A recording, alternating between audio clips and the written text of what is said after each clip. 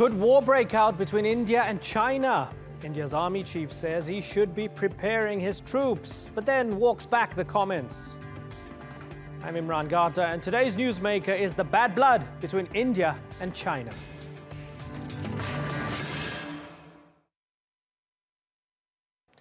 India and China just finished a 10-week standoff over disputed territory in the Himalayas. And while it had many on the edge of their seats, most perceived it as a diplomatic spat instead of a real threat of all-out war. Then Indian General Bipin Rawat upped the ante. In a local newspaper, he warned his country needs to be prepared for a two-front military campaign, saying China is flexing its muscle and there's no reconciliation in sight with Pakistan. Now, while Rawat has tempered his hawkish rhetoric, we want to know how it got to this point. Were those the remarks of an overzealous commander, or is there a real conflict behind the general's war of words? That debate in a moment, but first this report by Vanessa Keneally.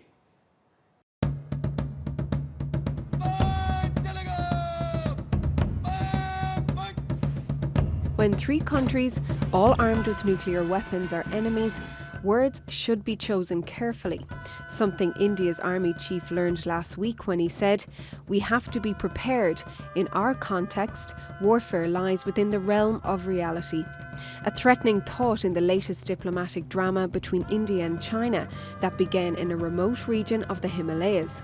The two nations have shared a 4,000-kilometre border for years, but it's an 89 square kilometre area called the Doklam Plateau that's creating strife. China has been trying to get its hands on Doklam for 20 years. It didn't work, so in June its troops began building a road through the plateau in preparation for military manoeuvres in the future. But they were confronted by their Indian counterparts, who knew that any encroachment of this land would make their country vulnerable.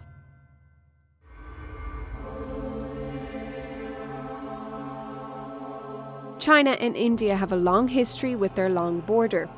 In 1962, they went to battle over another part of the crossing. Those old war wounds were reopened in India, with protesters taking to the streets of New Delhi. But after more than 70 days, it seems that both sides have realised what's at stake and have toned down their language at least.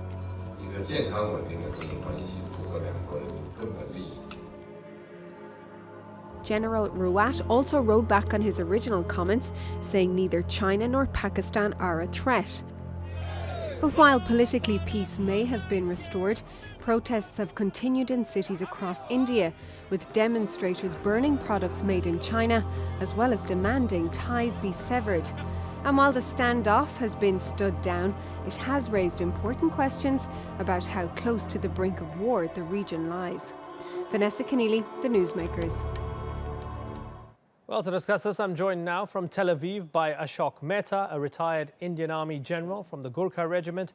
From Washington, D.C., Saurabh Gupta. He's a security analyst and senior fellow at the Institute for China-America Studies. And from Islamabad, Maria Sultan. She's the Director General of the South Asian Strategic Stability Institute University. Thanks all of you for joining us. General Ashok Mehta, let me begin with you, sir. Is the previously unthinkable now a possibility that India and China might go to war? No, I don't think that is a possibility at all. Both India and China realize that war between these two countries will be catastrophic, not just for the two countries, but for the immediate neighborhood as well as all of Asia, if not the rest of the world.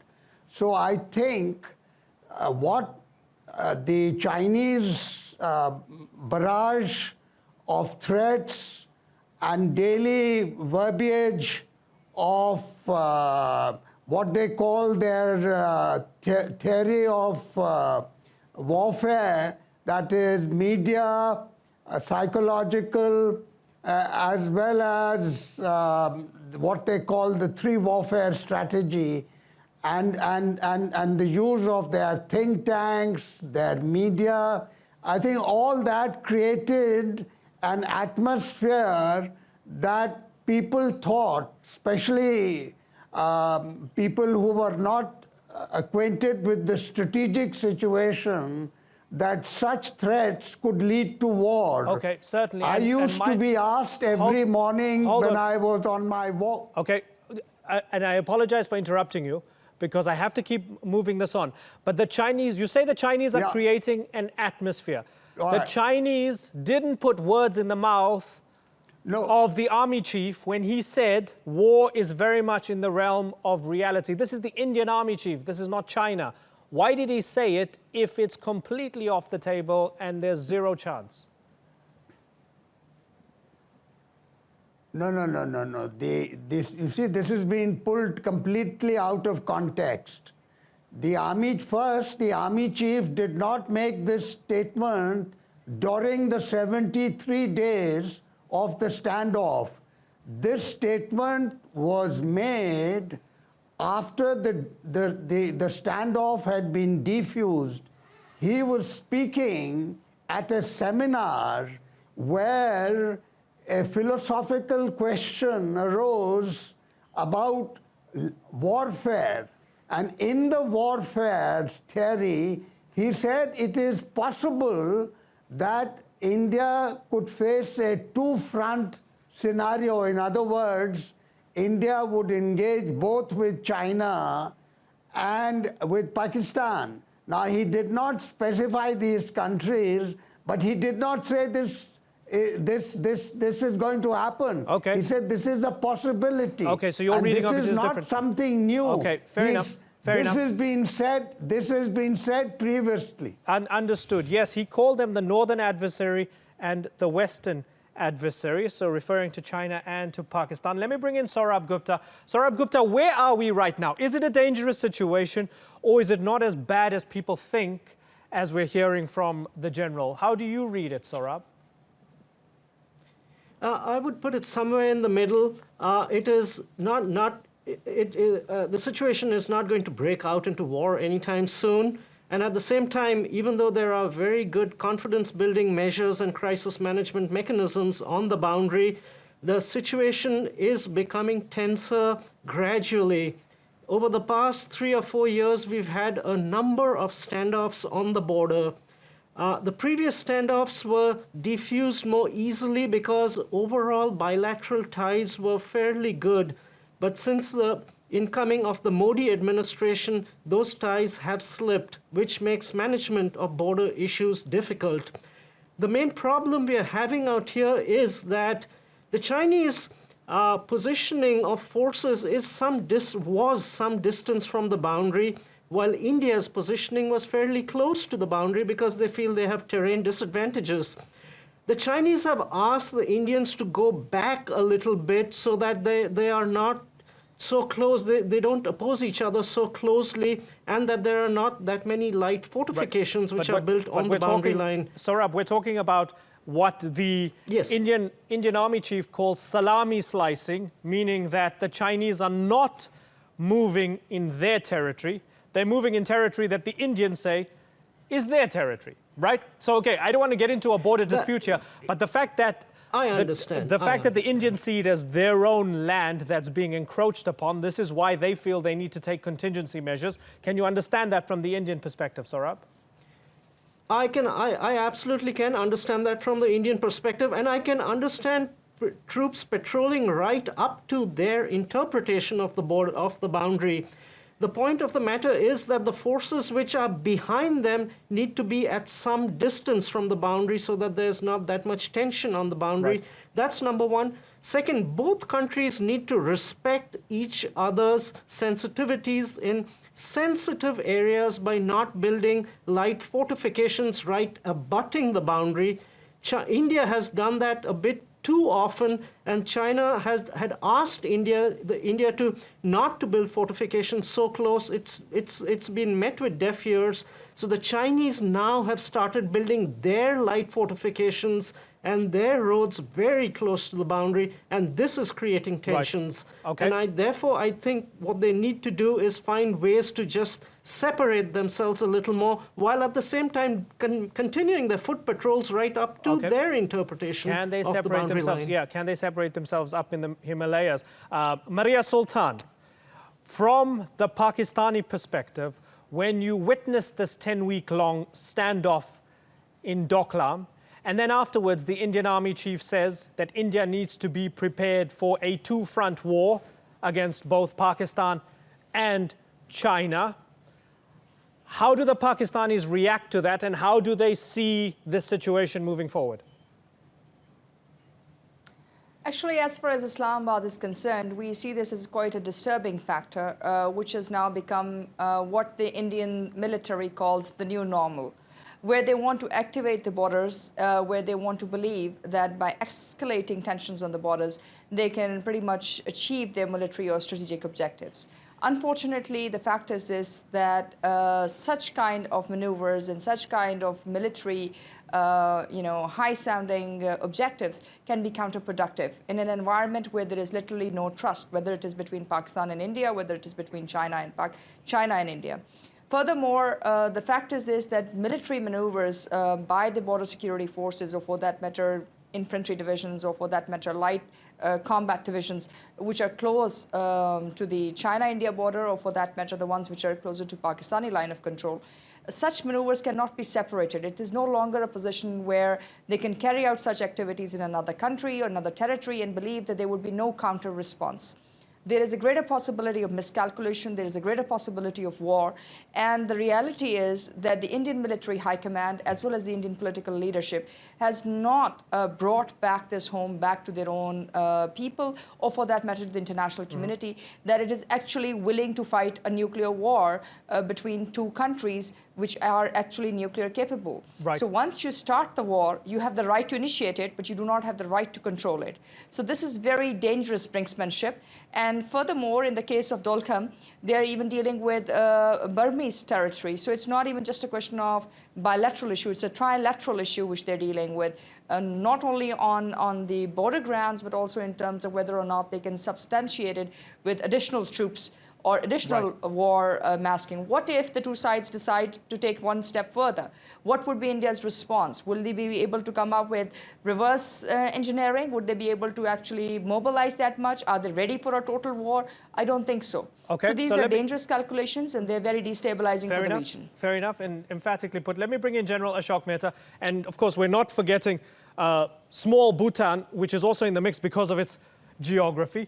But as Maria said, General, we look at the situation, and any sort of escalation on the border increases the chances of miscalculation. Can you say that this current administration in India isn't gambling a little bit here? We have 3 nuclear-armed countries involved, almost 3 billion people involved, and there's a possibility that something could go wrong, and we're increasing the risk here. Would you accept that the risk has been increased in the past few months? No, not at all. From India's point of view, the government of India behaved impeccably, perfectly. The very first statement, the only statement that was made by the government of India, which was through a press release on 30th of June, talked about peace and stability. The External Affairs Minister of the Government of India in Parliament a few days later had said that we want peace, we do not want war, and it was in fact the Chinese who had escalated the situation by coming into Doklam. Doklam is disputed territory. It is disputed between Bhutan and China, and the Chinese thought, because Bhutan is a tiny country, they could bulldoze their way through the Doklam disputed territory to a tri-junction between India, Bhutan and China, which is also disputed. And the government of India has cited in the press release and in the statements in Parliament, which have not been disputed by the Chinese government, about these disputes. Okay, so let me... that tri-junction is under dispute. Let's ask, let me ask, General, let's bring in Maria. So let me just finish. Okay, very briefly, sir, please.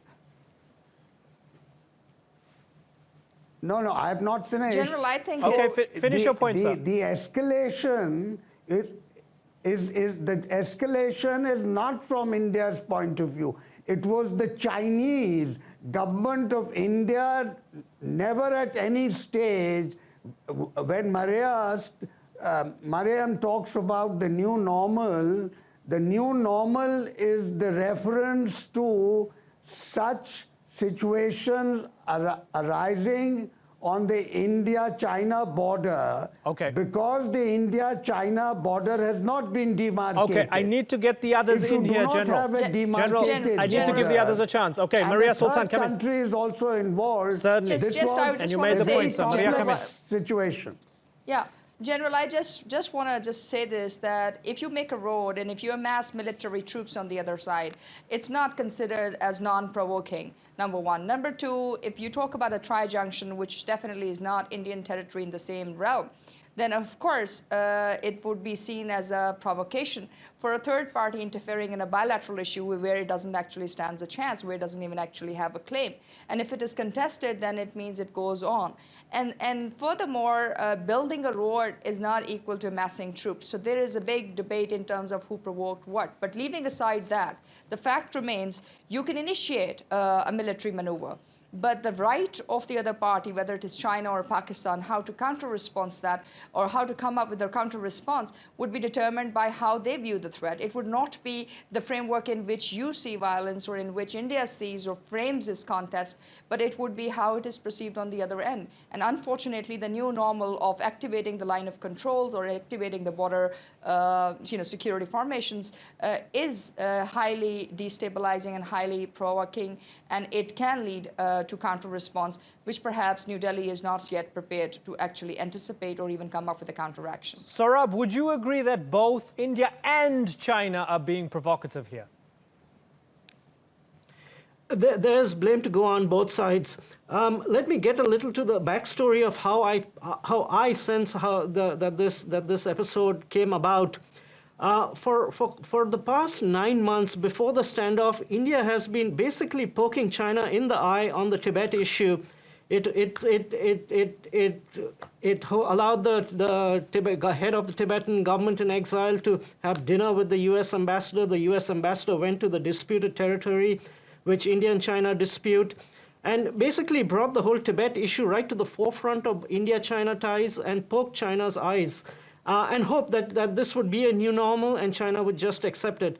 It came to a point at which China just got a little fed up and realized and decided that it would once again bring boundary realities to the forefront of China-India relations, because that is one of the means by which New Delhi begins to understand the gravity of the situation in its political relationship with China. And therefore, China built this road in the Doklam area, which is a road of very marginal military value to China, because China is at severe tactical disadvantage in that area. It did this as a political statement, but it did this as a political statement because both parties have been building roads and light fortifications very close to the boundary and kind of skirmishing with each other. And so there is this backstory which shows that neither party has very clean hands on this, but it also goes to show that both parties need to first have better crisis management mechanisms on the boundary. They're good mechanisms, but they need to create greater separation. And secondly, and this is actually a story, this is something India needs to internalize a little better. The China-India relationship is a very important relationship, and it needs to be treated as such. And therefore, I mean, this business of eye-poking using Tibet just for pure small political gains, petty political gains, is not really worthwhile or useful. Okay, let me give the General the final word then. General Ashok Mehta, is it in India's interest to have better relations with China? I think yes, certainly, but I think my Indian colleague is factually wrong and strategic interpretationally wrong on two issues. Tibet, the Tibet issue, this is not a minor issue or for petty gains. The road was being made to a point called Gimochen. Gimochen is the disputed tri-junction. from Gimmerchen, the Chinese enjoy a terrific strategic advantage. Why do you think otherwise they were building this road? Of course, they were attempting to build this road because they thought this was Bhutanese territory and that India, which has a defense relationship with Bhutan, would not intervene. But India did intervene on third country soil to tell the Chinese that enough is enough, that you cannot do this because we have written agreements about the tri-junction, we have written agreements on the Sikkim border, you're quoting 1890 convention, well, there are other conventions and there are other agreements on a standstill. So I think finally the Chinese realized, after all the threats that they had issued, to agree to diffuse for reasons that were very important for President Xi Jinping. One was the BRIC summit. The second is the 19th CPC, the Central Party Committee, the meeting which is going to be held next month. These two issues trumped what the Chinese PLA, and by the way, the Chinese PLA commander, the Joint Chief of Staff, General Faure, who was removed on that very day when the diffusion took place. So it appears to me that the Chinese PLA commander was reluctant to withdraw from Doklam. And this is now something that is out in the Chinese media also. They do not say that he was reluctant to pull out, but he was removed on the very day, 28th of August, when this diffusion took place. And those issues might be connected, certainly. But I'd like to have the Chinese on to defend themselves. Peacefully. But okay, I've got to wrap, unfortunately. I have to move on in the program, but it's been a pleasure talking to all of you. General Ashok Mehta, Saurabh Gupta, and Maria Sultan. Thank you. I thank you all for joining us on the Newsmakers.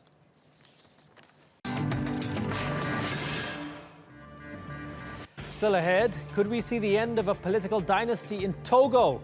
Thousands of protesters hope so. And Germany rejects demands by Poland for World War II reparations. Togo's president is facing the toughest challenge yet to his family's 50-year-old dynasty. Tens of thousands of people have marched in the capital Lomé, demanding Faure Gnassingbe step down. But he's not going without a fight. Dozens of protesters have been arrested, beaten and tear-gassed. And while the government has promised to make constitutional reforms, it has also shut down the internet, apparently to quash dissent. So where does Gnassingbe go from here? Basil Rehan has more.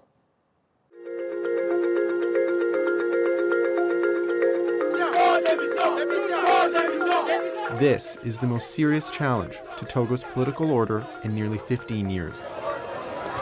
Hundreds of thousands of demonstrators across the country have formed a united political opposition. They're all demanding new term limits for the office of the president and for President Faure Gnassingbe to step down.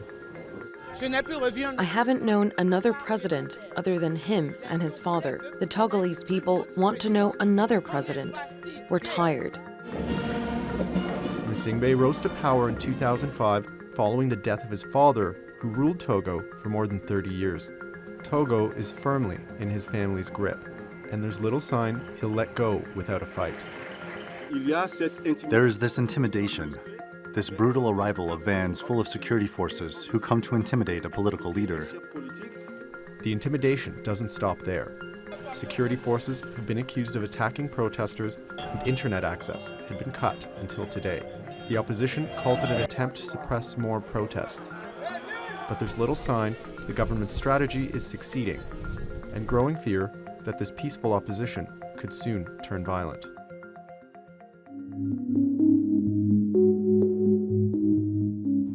Togo stands alone in West Africa. It's the only nation in the region that doesn't have presidential term limits. Togo did briefly, but they were scrapped by President Gnassingbe's late father in 2002. Under mounting pressure, Gnassingbe has offered to bring those limits back.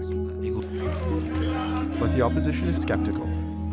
They fear any new constitutional reforms could see him stay in power until 2030. The opposition has been clear. They want the president out of office now.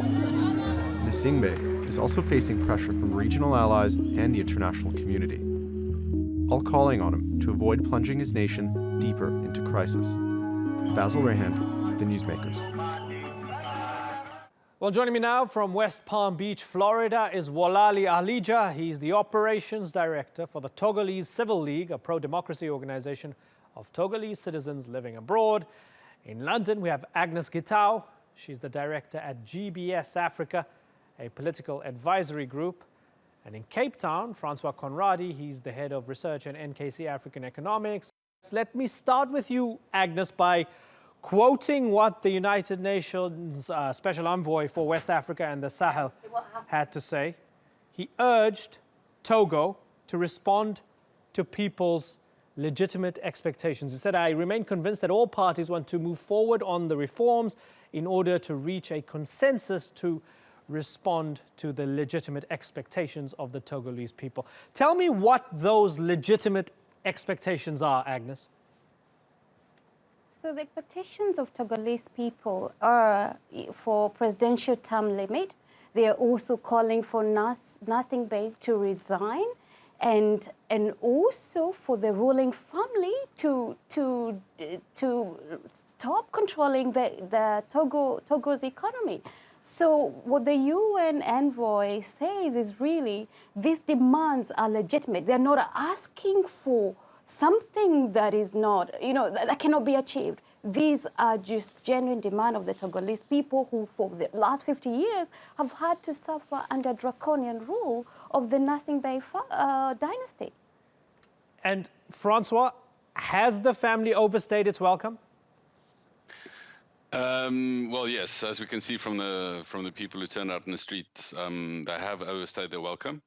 I would qualify what Agnes just said and think that what Ibn Shambas may have meant by legitimate demands, I don't think he included Gnassingbe actually resigning, but definitely that he should leave at the end of his current term, which ends in 2020, and that term limits ought to be reinstated as per the 1992 Constitution. The most explicit demand of the protesters is that constitution be brought back. Okay. You're on the opposition side here, Wolali. You are against the president. You want change in Togo. The government says we are a democracy, that term limits or the lack of term limits is constitutional because it was passed by the parliament. So what's all the fuss about? What do you say to that, Wolali? Well, there is no fuss. It's really about justice and freedom and the rule of law. That constitution in 1992 was voted by the people of Togo. The people of Togo never gave mandate to anyone else to change the constitution. The ruling party did unilaterally change the constitution in 2002 to allow one individual, the father of Faure Gnassingbe, to run for another term. So what we are asking now is a return back to that constitution that was illegally changed, so that we reinstate term limit, and then we do reinstate a 2-round election system. So what we are also saying is not about Faure Gnassingbe resigning, but according to that constitution, he will have exhausted 2 of his terms. And if the constitution was to take effect immediately, Faure Gnassingbe must step down immediately for new election for Togo. Wolali, the government passed a draft bill to modify Article 59 of the Constitution. So they're saying they're addressing the concerns of the protesters, including the reintroduction of term limits, and of course, Parliament holding an extraordinary session to examine the bill. Isn't that good enough for you, the fact that they're actually looking at this and they're listening to those thousands of people who are out on the streets? No, it's not good enough because Faure Gnassingbe have had 12 years to listen to the people of Togo. Faure Gnassingbe, we have to remind everyone, signed a comprehensive political agreement with the major opposition party 11 years ago in order to put in place the same measures that we are out on the streets asking for now. So we have a problem of credibility.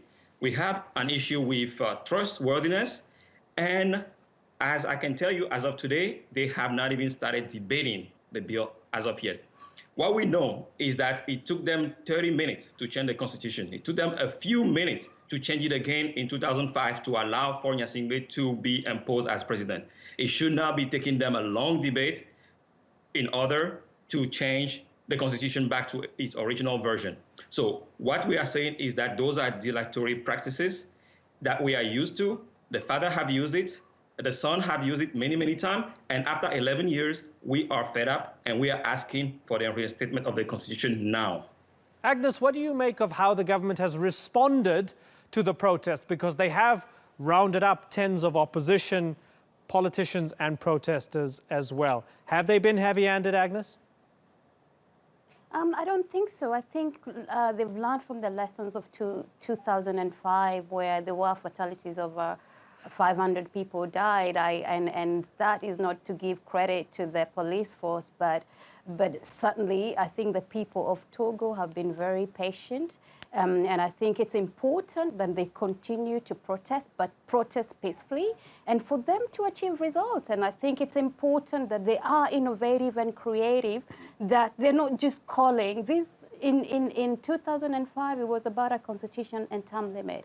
I think the opposition needs to come out united and be very clear that this is what we will offer the people of Togo, not just, I think the demand for the opposition, and I'm not saying it's not right, they have every right to demand for a new constitution. They need to be a little bit more innovative and really look at what are the needs of the Togolese people. Why do we insist on term limit if the next president will be the same as the current one has been? Why should there be term limit if you're not offering and quoting former President Obasanjo's that, if you're not going to offer the people of Togo new things?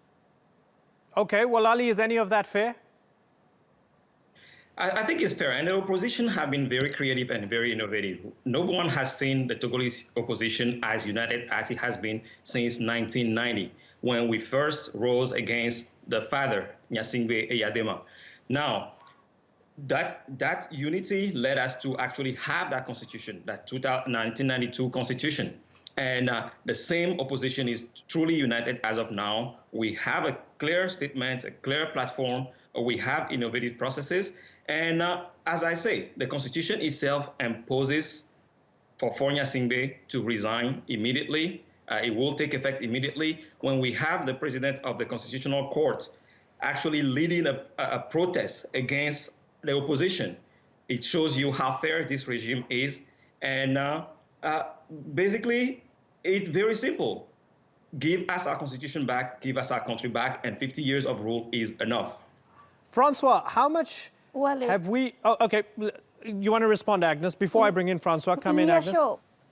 Come in. Yeah, Wally, I commend the fact that you've been patient and united, and you're absolutely right that learning from other African nations that it can be done. And the only way that it can be done is the opposition parties, because the president has in the past and the government have been in the past they easily buy off opposition. The people of Togo have been driven to poverty, that it only need a little bit of money for the opposition to give up the plight of the people and join the government. So my question is, are you confident that some of your members will not be bribed into joining the government, and then you're not united and you're not able to achieve your aspiration for getting your country back? Well, Ali? Yes, certainly. The question of unity is no longer an issue. I know there has been some disagreement in the past, but right now the opposition is as united as ever. Now, the other thing also to keep in mind is that we have a new breed of young people, dynamic people that stayed abroad, that are part of the Togolese diaspora, that are putting pressure on these people. Now, it won't take one person switching sides, as we've seen in the past, to change the odds. That's why we have brought the power to the people, brought it to the streets, and so that not only we have to hold Faure Gnassingbe and his government accountable, but the people of Togo is also holding those politicians accountable. Francois, let me ask you, broadly speaking, because Agnes had mentioned about, looking at the example of other countries.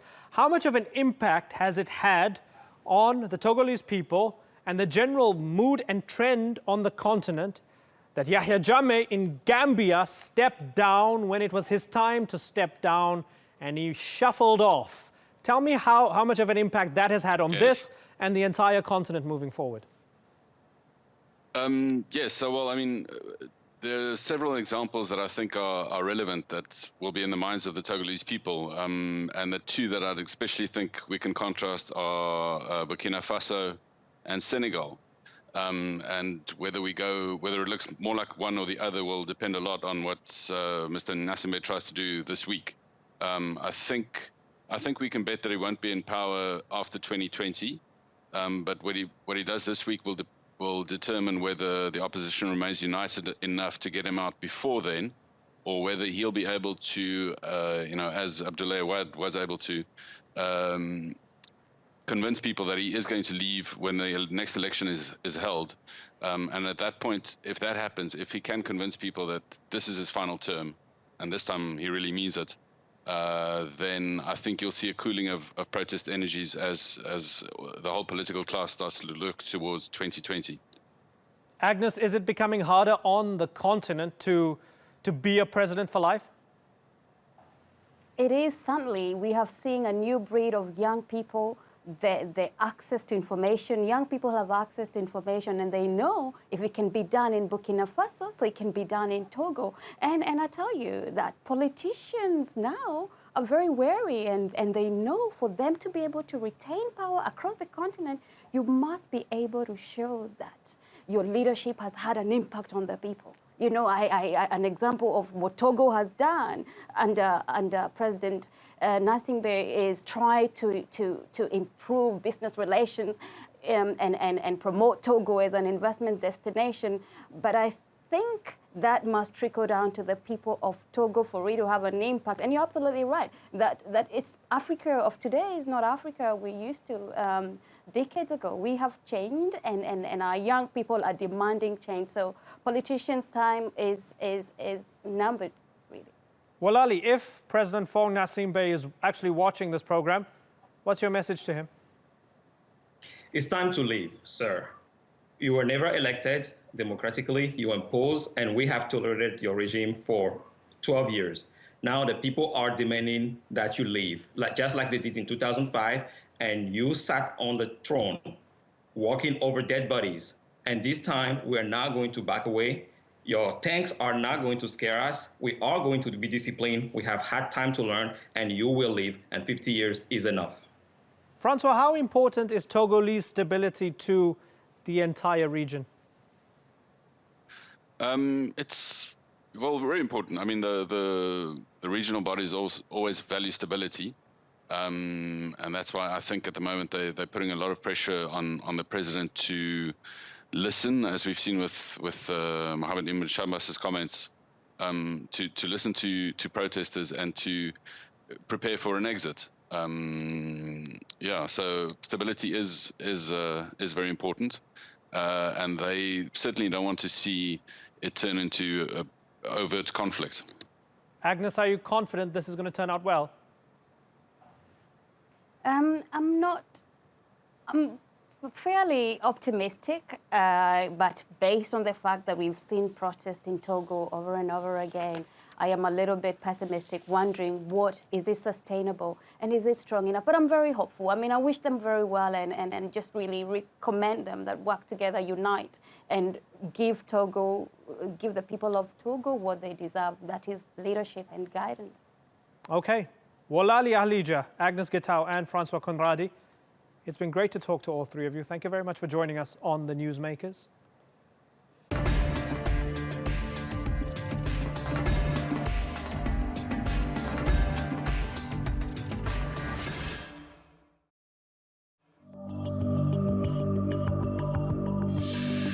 Ungeachtet haben wir von dieser Stelle aus. We have said many times that Germany accepts its responsibility for World War II, and there can be no doubt about this in the future. Germany has paid significant reparation for general war damage, also to Poland, and it is paying considerable reparations for the Nazi injustice. Germany has rejected Polish demands for reparations over the loss of life and property during World War II.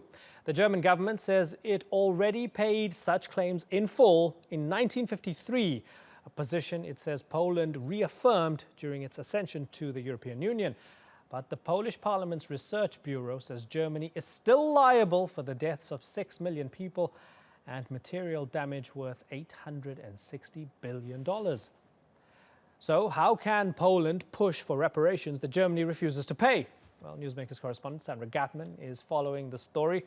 Sandra, you pitched it in the pitch meeting, and I'm glad we're talking about this. It's very rare in the year 2017 to come across any story where it's claimed that Germany over the years hasn't commemorated enough or compensated enough for its crimes during World War II. But we're in a situation where this Polish government is saying, pay up, we want reparations. Tell me what's behind this. It's interesting you mentioned that this does pop up every so often, because we saw it happen in Greece during the Greek financial crisis, and we've seen it pop up in Polish political chatter as well. But indeed, it's interesting that it's coming about now. Going beyond what the Research Bureau in Poland has said, the Prime Minister is now suggesting that, this might be up for discussion. The idea of seeking reparations once again from Germany for crimes committed during World War II is something already being discussed in parliamentary circles. And if that goes through, then we might see a political decision taken. Now, of course, this all seems quite far-fetched, but the ruling Law and Justice Party in Poland is at odds with Berlin over so much, and of course at odds with the European Union over the kind of right-wing authoritarian path the Europeans think Poland is on. There are lots of questions as to whether the Polish government is actually going to go through with this, but there's a lot of political support when times are hard to put the blame on someone else. In this case, Berlin feels like it's taking the heat. Yeah, okay. So let's talk about Warsaw and the EU in a moment, but let's just examine what Germany said in response. They said it was done and dusted in 1953. It's finished. We've shown contrition. I mean, our very existence every day we question, we can never go back to that era. The Nazis don't represent us. We are Germany of 2017. We're a multicultural democracy and so on, right? So they're dealing with this every day. Their response seems as if they're really insulted by what Poland is doing now. And it seems as if Poland's only doubling down. So what happens if you have Germany sticking to its rejection and you have the Polish government pushing? What are the legal or other mechanisms that can move forward? Well, the Polish Prime Minister Szydło says that Poland has a right to make a case for reparations. So while the Germans might point to the agreement made in 1953 with the then communist administration, there are new leaders in government now in Poland, and they feel that they have the right to revisit that arrangement. And funnily enough, they might have a case, if they have the political backing within the Polish parliament, to bring this up once again. Now, analysts are saying that, this is all playing to a domestic audience, but we've seen in the past that these kinds of routes in revisiting history can become popular with the public, and it's something that people will want to tune into in TV debates. So this might happen for those who are calling for more money from Germany at a time when Poland is struggling. Yeah, I find it really curious because the Nazis did unspeakable things to the Polish people. The Soviet Union also did a lot of unspeakable things, maybe less unspeakable things than the Nazis did. But you're not seeing them ask Moscow for reparations, so that could be an interesting thing. And I hope we get to pose it to the Polish government at some point.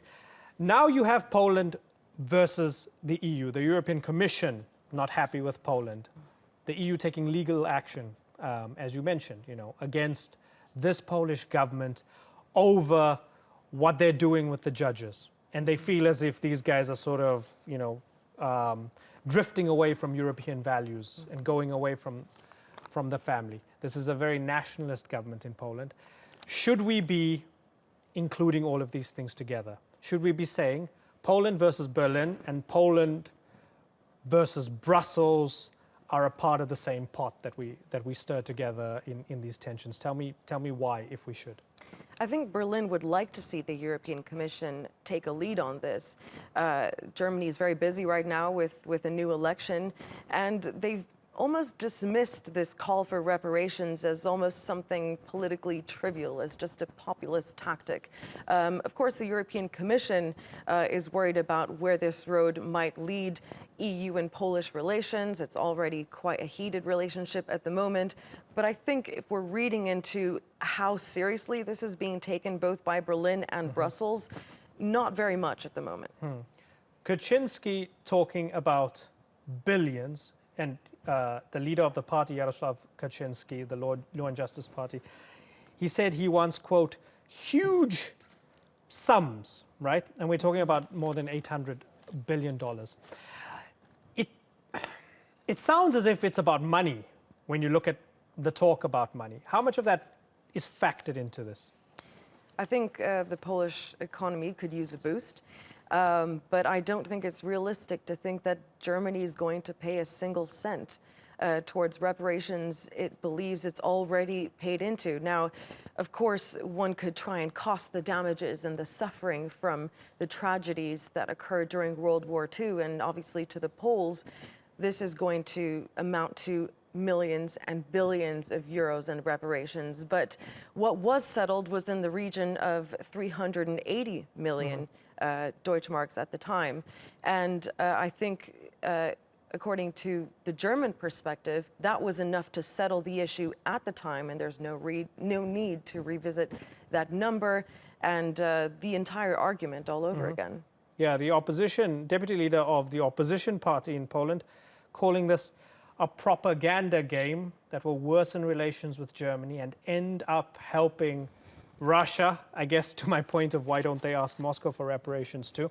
So for the moment, should we not be seeing this as a big deal, but maybe shots fired by the Poles? Let's see how Berlin responds if the Polish government insists on going down this route?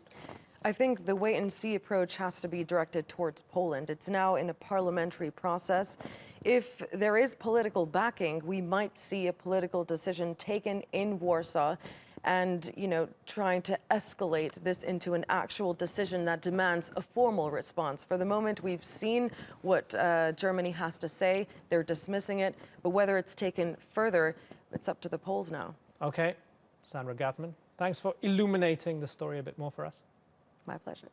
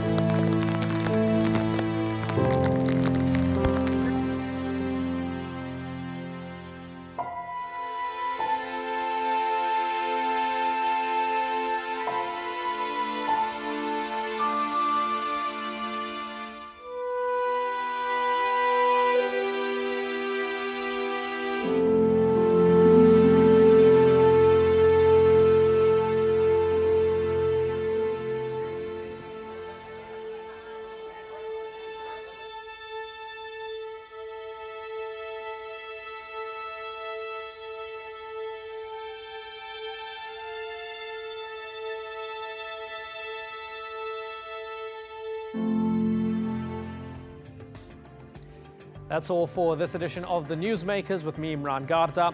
Next time, saving the Rohingya beyond international condemnation.